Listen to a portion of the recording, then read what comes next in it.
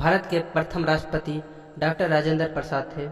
भारतीय स्वतंत्रता संविधान के आंदोलन के प्रमुख नेता थे, जिन्होंने भारतीय राष्ट्रीय कांग्रेस के अध्यक्ष के रूप में प्रमुख भूमिका निभाई।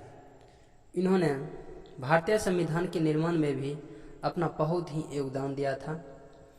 भारत के गणतंत्र रूप में भी राष्ट्रपति होने के अतिरिक्त उन्होंने भारत के पहले मंत्रिमंडल 1946 एवं 1947 में कृषि और खाद्य मंत्री भी रहे।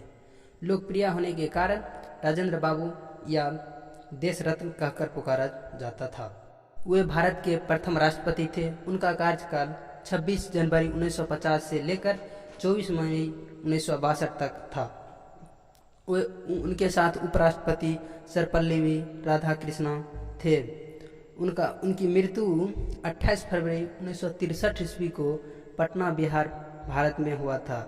उनकी राजनीतिक दल राष्ट्रीय कांग्रेस था।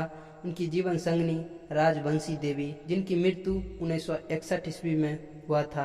इनकी शैक्षणिक संबद्धता कलकत्ता विश्वविद्यालय था। उनके पूर्वज मूल रूप से कुआं गांव, मंगोड, उत्तर प्रदेश के निवासी थे।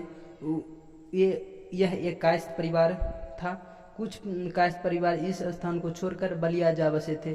कुछ परिवार को बलिया में भी रास नहीं आया, इसलिए वे वहां से बिहार के जिला सारण के गांव जीरादेई में जा बसे।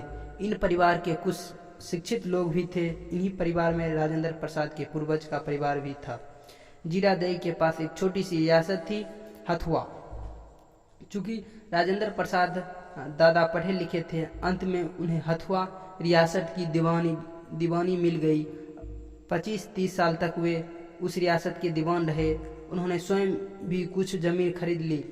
डॉक्टर राजेंद्र प्रसाद के पिता महादेव सहाय इस जमींदार की देखभाल करते थे। राजेंद्र बाबू के चाचा जगदेव सहाय भी घर पर ही रहकर जमींदारी का काम देखते थे। अपनी भाई बहन में सबसे छोटे थे, इसलिए परिवार में सबसे प्यारे थे। उनके चाचा चूंकि कोई संतान नहीं था, इसलिए वे राजेंद्र प्रसाद को अपनी पुत्र की भांति ही समझते थे।